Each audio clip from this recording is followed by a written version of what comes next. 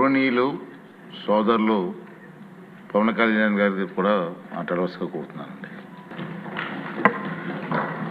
అధ్యక్షుల వారికి హృదయపూర్వక నమస్కారం సార్.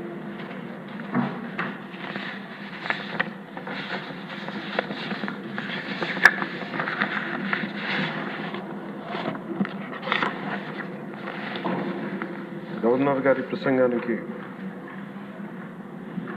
ధన్యవాదాలు చెప్తూ ప్రవేశపెట్టిన తీర్మానాన్ని జనసేన పార్టీ తరఫు నుంచి నేను కూడా బలపరుస్తున్నాను అధ్యక్ష.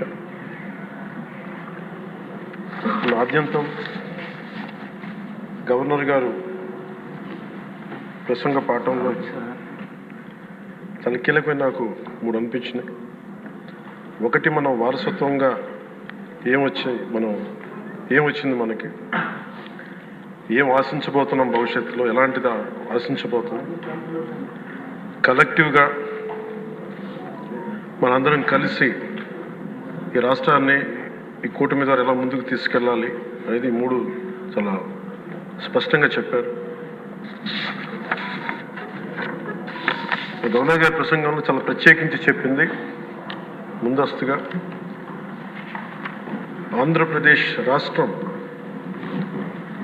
ఏర్పడటానికి పొట్టి శ్రీరాములు గారి త్యాగ ఫలితం, తద్వారా భాషా ప్రయుక్త రాష్ట్రాలే ఏర్పాటు కావటం.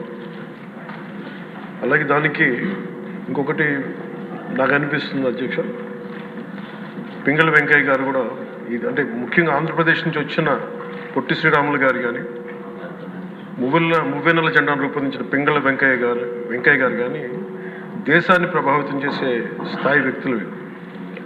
ఒకరి త్యాగం వల్ల భాషా ప్రయుక్త రాష్ట్రాలు ఏర్పడితే ఇంకొకరి రూపకల్పన వల్ల దేశానికి జెండా వచ్చింది.